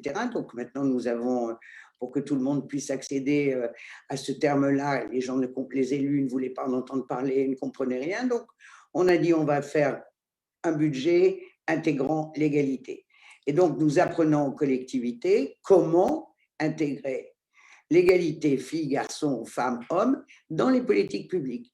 J'en parle parce que c'est quand même quelque chose qui existe depuis 1984, je crois. Brigitte pourra confirmer, je crois que ça a commencé au Canada ou au Québec, je ne me rappelle plus très bien. Mais je veux dire que l'intégration des politiques intégrant l'égalité, c'est quand même pas d'hier. On a l'air de découvrir depuis quelques mois que c'est quelque chose d'innovant. Sauf que c'est vrai qu'on était quand même un petit peu en retard. Et je me souviens d'avoir fait des formations en 2018 avec l'OCDE en Tunisie et au Maroc pour former des jeunes femmes qui allaient, en tous les cas en Tunisie, rentrer dans les conseils municipaux puisque la loi était devenue paritaire. Et pour avoir fait une réunion de travail avec l'administration, je me suis rendu compte que la Tunisie avait déjà intégré son budgeting gender dans ses politiques publiques. Donc, pour dire combien nous ne sommes pas très en avance là-dessus. Donc, le centre a donc pour mission de faire en sorte qu'on puisse intégrer l'égalité filles-garçons, femmes-hommes dans les communes. Je dis filles-garçons parce que ça commence par des choses aussi élémentaires que de, par exemple, regarder ce qui se passe quand on investit dans une structure sportive, dans une structure culturelle. Je dis sportive plus facilement, mais moi je suis en milieu rural, je suis dans des petits, on est entouré, je suis dans un village de 2400 habitants, mais dans les grandes villes, en tous les cas, il y a des structures beaucoup plus importantes. Et comment, par exemple, quand vous décidez de faire un écoquartier, comment vous intégrez les politiques publiques d'égalité femmes-hommes? Je peux vous dire que c'est le vide absolu. Personne, quand vous posez cette question-là, on a l'impression qu'on est, je ne sais pas, soit 10 siècles en avance, soit 10 siècles en retard. Personne ne sait ce qu'il faut faire ou pas faire. Dieu sait si pourtant on a entendu parler des démarches exploratoires, on a quand même des connaissances, tout le monde a déjà entendu certaines choses. Donc, on défriche sur les politiques publiques, l'égalité femmes-hommes, et moi je pense que ce qui serait bien, c'est que chaque commune nomme un homme ou une femme responsable de l'intégration de l'égalité filles-garçons, femmes-hommes dans les politiques publiques. Ça serait bien. Il y en a de plus en plus, mais il n'y en a encore pas assez. Donc voilà, essentiellement, comment nous accompagnons les collectivités, et puis nous les accompagnons aussi sur, et ça c'est côté élu, mais côté administration aussi, sur le harcèlement sexuel, hein, bien entendu, parce que c'est aussi notre travail au Centre Bertine Auclair de faire des formations sur ce qui peut se passer, comment réagir quand, par exemple, il y a du harcèlement dans des écoles primaires. Moi, je dis ça parce que je suis élue de la ruralité. La seule personne qu'on va voir quand il y a un problème, c'est le maire. Et donc, il faut absolument que les élus et l'administration soient formés à ce qu'il faut faire quand ça arrive et comment envisager le parcours et l'accompagnement de ces difficultés. Donc, nous faisons aussi, sur demande, nous faisons aussi ces formations. Et puis, nous avons aussi au centre une égalitech qui permet à tous et à toutes d'aller voir ce qui se fait dans tous les domaines, puisque tous les rapports sont bien entendu visibles par tous. Et je pensais à Madame Deyaye, je lui dis volontiers qu'elle peut tout à fait envoyer un message ou écrire au Centre Bertine Auclair, parce que nous allons organiser des MOOC, et justement pour pouvoir faire des formations sur les extérieurs, puisque avec le confinement, nous avons appris effectivement à faire des formations, même si ça ne vaut pas les présentiels, nous avons appris à faire des formations aussi en visioconférence, et nous allons créer une série de formations. Et donc, je pense que voilà les ponts qui peuvent nous rapprocher, chère madame, parce que tous et toutes ont été sûrement très bouleversés du témoignage que vous nous avez donné tout à l'heure. Donc voilà, pour vous dire que le Centre Bertine Auclair est le seul centre régional de cette nature, que bien entendu, nous souhaitons, et la présidente de la région Île-de-France, je crois, on a déjà parlé au président des régions de France. Ça serait bien qu'il y ait des centres comme le nôtre partout, dans toutes les régions de France, parce que voilà, c'est pas parce que je suis présidente, j'étais déjà au conseil d'administration du centre depuis sa création, et que j'ai une équipe formidable qui ne compte pas son temps et qui est complètement investie dans l'égalité, évidemment, filles, garçons, femmes, hommes, et puis d'autre part sur les violences, mais là c'est un autre sujet dont nous aurons peut-être l'occasion d'en reparler, surtout en ce moment. Donc, le centre était une structure où il y avait 8 personnes qui travaillaient à temps plein, 8 experts en 2016, et nous allons être 17. Donc, en 5 ans de temps, nous avons développé ce centre, et donc, avec des financements, bien entendu, extérieurs, notamment l'éducation nationale, le droit des femmes. Nous avons des conventions avec l'éducation nationale pour faire des formations dans les lycées aux enseignants. Donc, voilà, on fait plein de choses. Et donc, moi, je suis très, très fière d'avoir été présidente de ce centre pendant 5 ans. Et en tous les cas, n'hésitez pas à envoyer des mails, aller voir ce qu'il y a sur le site Internet, parce que c'est grâce à la connaissance et grâce à des informations qui circuleront de plus en plus. L'égalité femmes-hommes, ce doit être quelque chose de naturel, c'est loin de l'être. Et je pense que Madame Grésy parlera du problème majeur que nous rencontrons dans notre pays, que je viens d'évoquer, qui sont les pouvoirs de décision dans les intercommunalités, hein, parce que c'est un vrai drame. On ne sait pas du tout comment on va pouvoir faire pour que les choses s'améliorent.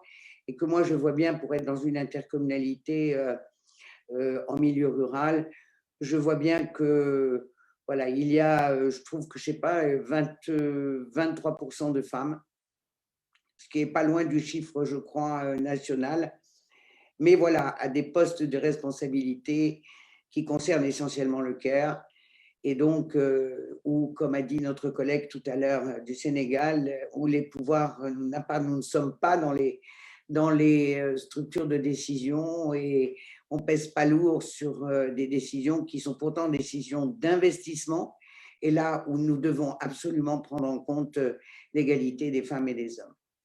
Voilà, je vous remercie de m'avoir écouté. Nous vous remercions beaucoup, Madame Badré, de nous avoir parlé donc du Centre Hubertine Auclert et de tout ce que ce centre offre donc aux collectivités territoriales. Donc maintenant, pour conclure, je vais passer la parole donc à Madame Grésy, Brigitte Grésy, qui est présidente donc du Haut Conseil à l'égalité entre les femmes et les hommes. Et donc, nous allons lui demander, bonjour Madame, quelle piste d'amélioration donc le Haut Conseil à l'égalité préconise d'une part pour la parité, puis d'autre part pour une diplomatie féministe qui promeuve, plus efficace pour promouvoir justement les droits des femmes à travers le monde. Voilà, je vous passe la parole. Merci beaucoup. Je suis très honorée d'être parmi vous dans le cadre de cette 65e commission de la condition de la femme.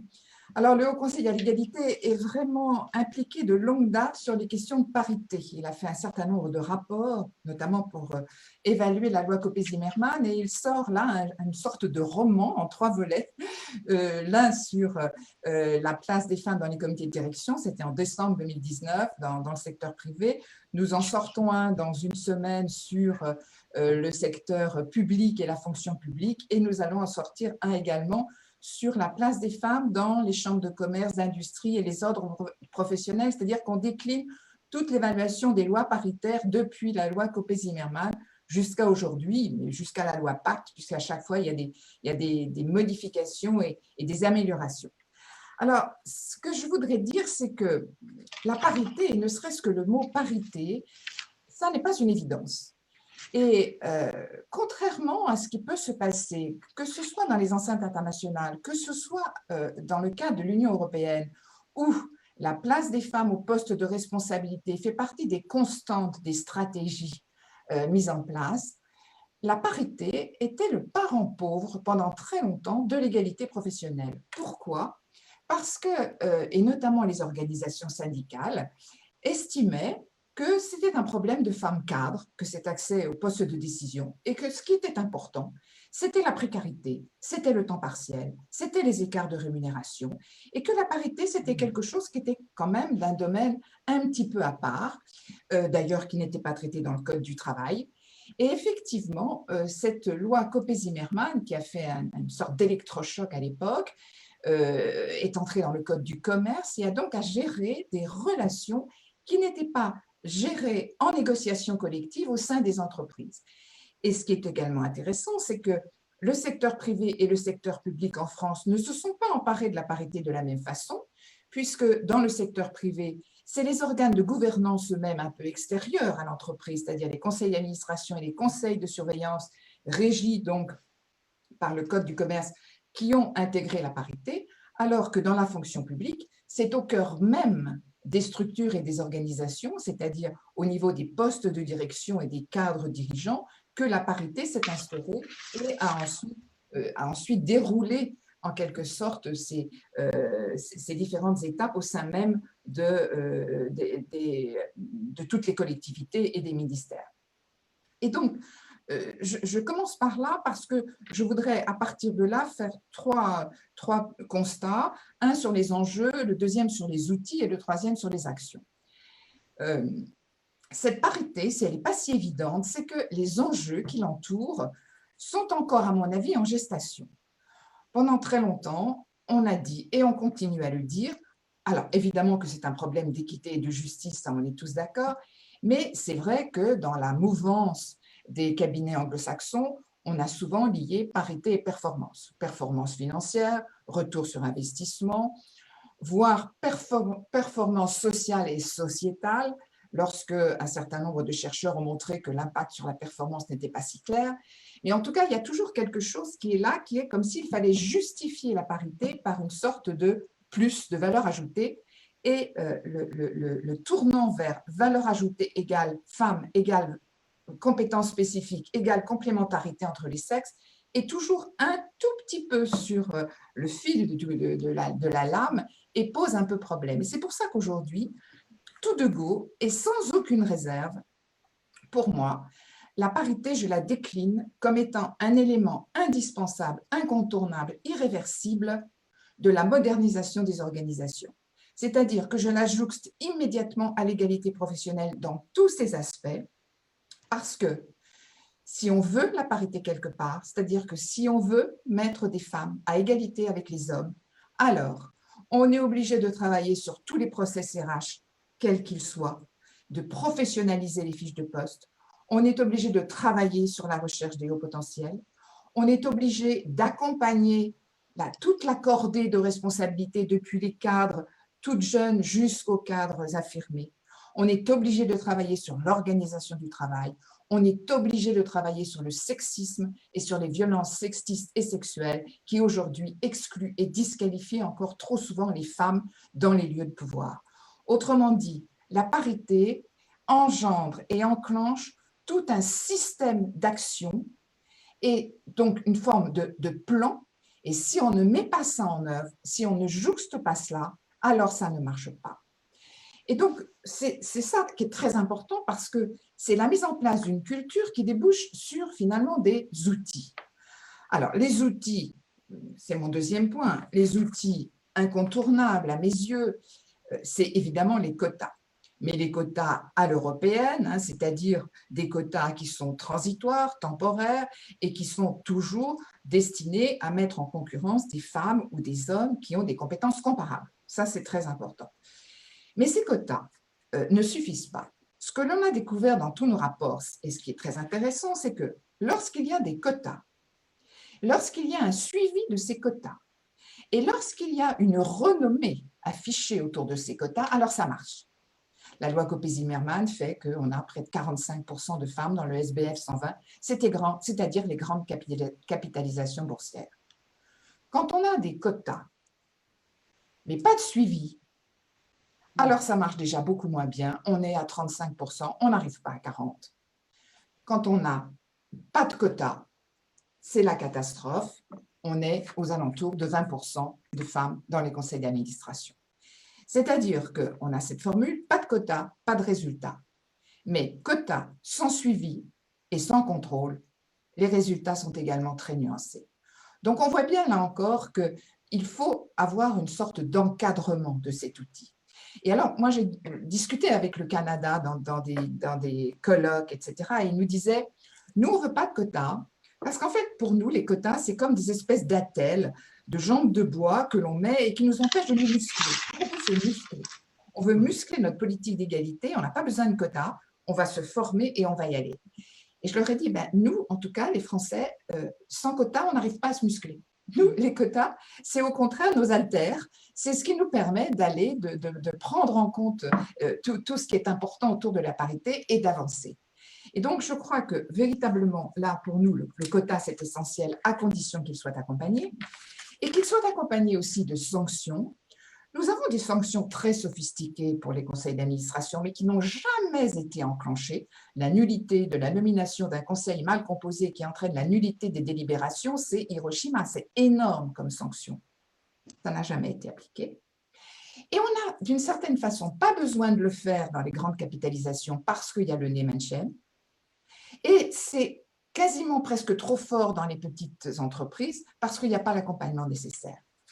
Et c'est pour ça que la sanction, à mon avis, devrait un peu évoluer et devrait être accompagnée de contrôles bien plus importants, mais qu'il faudrait aussi l'associer avec un autre outil que l'on promeut aussi depuis longtemps au Conseil à l'égalité, c'est-à-dire l'égaconditionnalité, c'est-à-dire de n'accorder des financements, par exemple, pour accorder du crédit dans une entreprise qui dépend de BPI France, pour donner de l'argent aux partis politiques, etc., qu'à condition qu'il y ait une parité, soit dans le conseil d'administration, soit parmi les détenteurs du capital. Ah.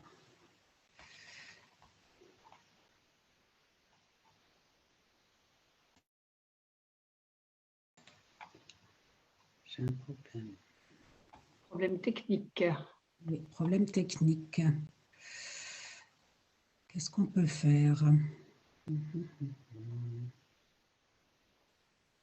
Brigitte, peut-être, faudrait peut-être qu'elle se reconnecte, qu'elle déconnecte et reconnecte, peut-être. Oui, Madame Grésy, est-ce que vous pouvez vous déconnecter, vous reconnecter? Aïe, aïe, aïe. Est-ce que vous m'entendez? Ah, ça y est. Oui, ça y est, de nouveau. Ah, zut alors.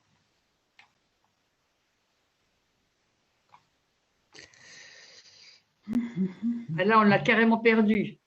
Ben oui, alors que tout allait. Oui. Elle va revenir.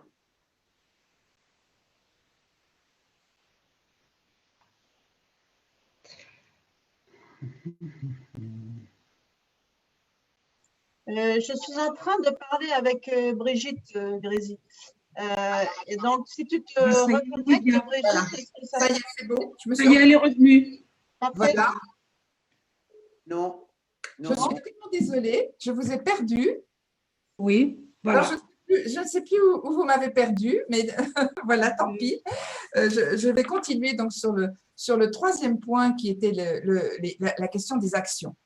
Parce que ce soit dans le secteur privé, que ce soit dans la fonction publique, que ce soit pour la diplomatie féministe, là où vous m'attendiez également, je crois qu'on a encore beaucoup de progrès à faire.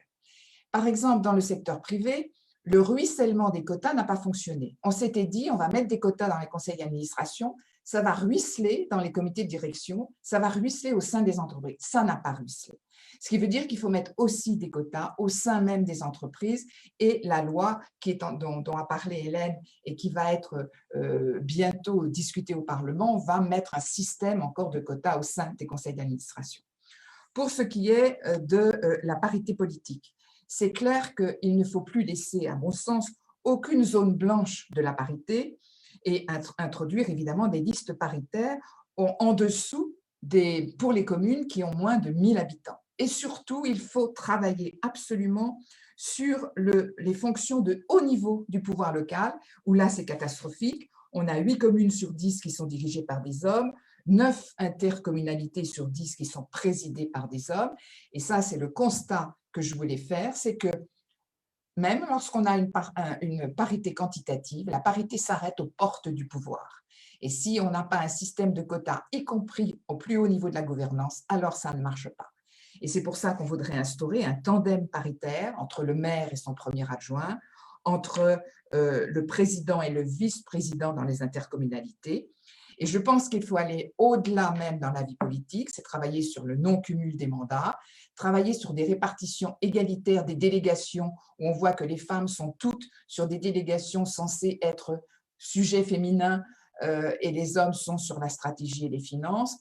Il faut également travailler sur les partis politiques et travailler aussi sur tout ce qui est violence sexiste et sexuelle dans le monde politique. Je reboucle avec mon approche systémique. Et puis pour finir, la diplomatie féministe qui évidemment a été lancée par la Suède et que je salue et que nous avons rejoint il y a peu de temps et notamment l'année dernière lors du G7 avec un comité consultatif sur l'égalité. La diplomatie féministe, nous venons de sortir, nous, HE, un rapport sur le sujet et des indicateurs, 25 indicateurs pour compter, pour évaluer ce qu'est la diplomatie féministe. Le premier sujet étant évidemment d'intégrer des enjeux d'égalité entre les femmes et les hommes et des droits des femmes au cœur de toutes les actions extérieures de la France, que ce soit la politique, le commerce, l'économie, le développement, la culture, l'éducation, etc.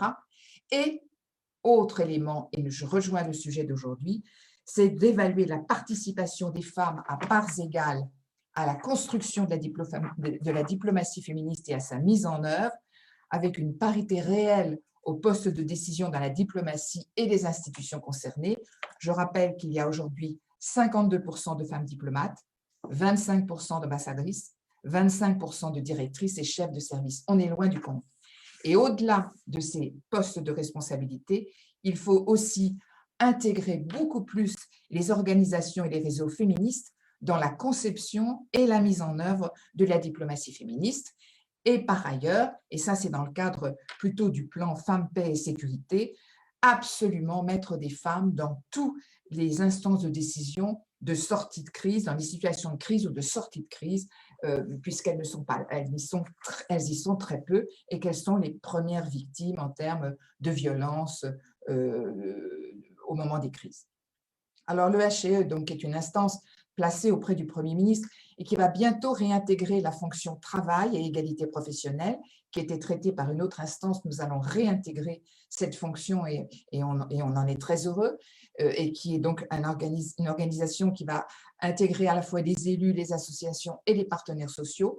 Nous allons continuer à travailler et je voulais dire à notre ami de tout à l'heure qui demandait comment travailler ensemble que lors du Forum Génération Égalité, là en juin prochain à Paris, nous allons travailler avec l'OIF sur une rencontre entre tous les équivalents au Conseil à l'égalité des pays de la francophonie, précisément pour mettre en place des engagements. Et ces engagements vont notamment tourner autour de la place des femmes dans la prise de décision. Donc, on voit bien comment cette question de la parité exige, et Hélène l'a aussi très bien montré, et vous toutes, exige toute une série de composantes et d'ingrédients à orchestrer ensemble et d'évaluation, évidemment, pour pouvoir avancer. Je vous remercie.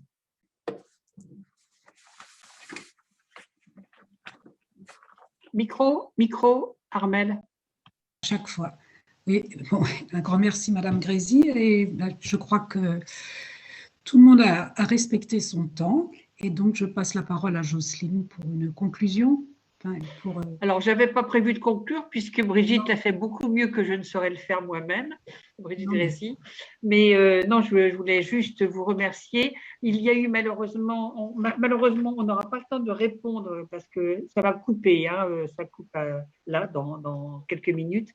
Indépendamment de notre volonté, nous n'aurons pas le temps de répondre aux questions qui ont été posées sur comment on a fait pour imposer la parité à certains moments, pourquoi on n'arrive pas dans d'autres lieux, et à cette question posée par qui répondait en partie à Anne Duro sur la formation des femmes et sur comment mettre en place des ponts entre le Sud et le Nord. En tout cas, on organisera une autre réunion pour pouvoir répondre à ces questions, je vous propose. Et en tout cas, merci infiniment à tout le monde, à tous les panélistes, à tous les, pour la qualité de vos interventions. Tout le monde le dit dans le chat. Enfin, et je reçois des SMS disant « Ah, c'est formidable, telle intervention est extraordinaire, etc. » Donc, merci à toutes et à tous. Et puis, merci beaucoup aussi aux participants qui ont été, outre ceux de Facebook dont on ne connaît pas le profil, mais qui sont fidèles. Et je voulais juste dire un grand merci aussi à Astrid Pertuisel, qui est la coordinatrice de la clé et qui est toujours dans le back-office, mais qui fait un travail extraordinaire d'efficacité et qui est multicasquette et qui là avait un rôle de technicienne de l'ombre. Voilà.